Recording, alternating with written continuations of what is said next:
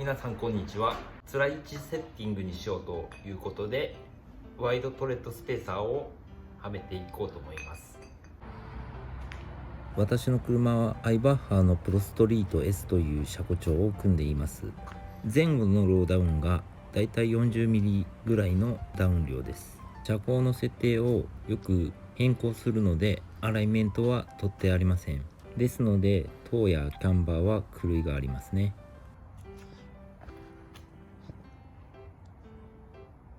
タイヤはケンダという海外製のタイヤで 205/4017 インチです。アルミは円形 RS プラス M17 インチの 7J のプラス35です。4本とも同じサイズです。ノーマル車高ではフロントがはみ体になる設定のインセットです。車外のアルミホイールにはハブリングを入れた方がいいですね。古くなって錆びてますね。ハブリングをノギスで計測していこうと思います。ノギスで測ってみたら外径は 75mm です。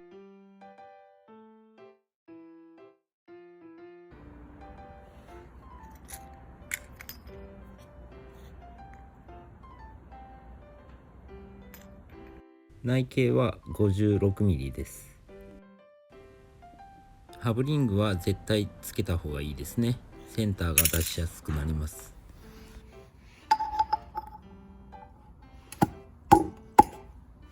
リア用にワイドトレッドスペーサーを2枚用意しています。ミニに装着できるスペーサーは PCD100 ですね。脱着しやすいようにハブ付きのものを選んでます。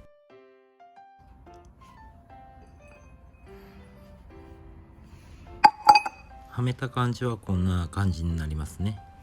ホイールとスペーサーが共回りして穴が合わせにくいんですよね。それでは作業に取り掛かっていきます。つらい位置セッティングの定義っていうのは人によって違ってきますよね。タイヤとフェンダーのつらい位置、アルミとフェンダーのつらい位置、出面に関しては好みの問題でしょうね。ホイールの中心から上部がフェンダーより出ていなかったらいいという風でしたが、最近法改正によって一部の車両は若干はみ体でも OK になりましたね。ローダウン車のつらい位置セッティングはフェンダーとタイヤが干渉しますよね。ミニの場合フェンダーが樹脂ですよね。加工しやすいです。干渉する対策として爪とインナーはカットしています。だいたいこの辺りから爪はだいたい 1,2mm ぐらい残してざーっとざっくりカットしてますね。この辺りぐらいまでですね。このぐらいカットしておけば後部座席に人が乗車したり重い荷物を乗せたりしてバウンドしてもだいたい逃げてくれますね。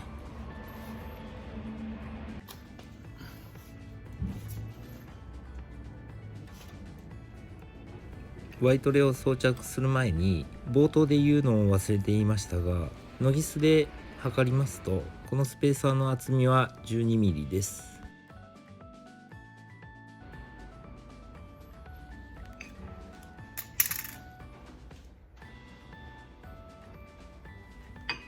厚み 12mm のスペーサーをかますと純正ボルトは短いのでロングボルトに交換する必要がありますね。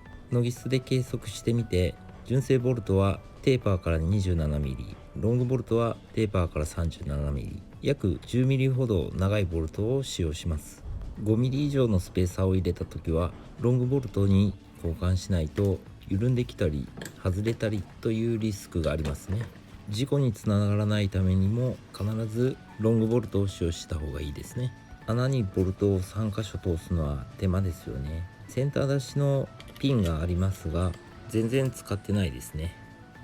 インセットの問題なんですけど、アルミとスペーサーをはめた状態ですとアルミがプラス35でスペーサーがプラス12よってインセットはプラス23の設定になりましたね。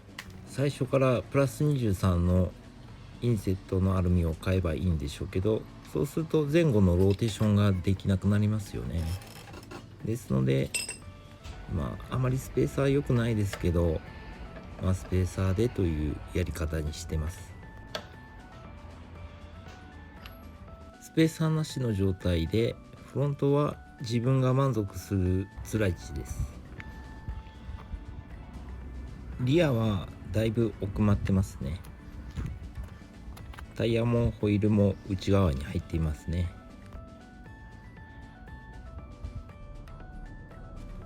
振り子を使って測ってみますね。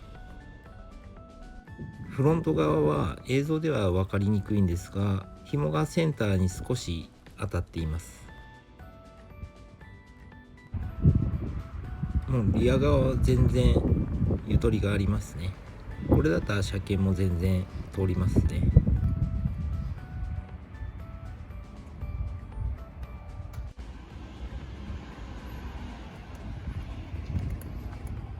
こちらの映像はスペーサーを装着した時の映像ですね。少し出ましたね。ワイトレを装着すると車の挙動が若干変わりますので、注意が必要になってくるかと思います。アルミとタイヤが外側に出ると重厚感があって安定しているように見えますよね。ミニに乗ってない人でも少しでも参考になったら幸いかと思います。はい、ということで今回はつらい位置セッティングについてでした。最後までご視聴ありがとうございました。この動画が良かったら高評価、チャンネル登録よろしくお願いいたします。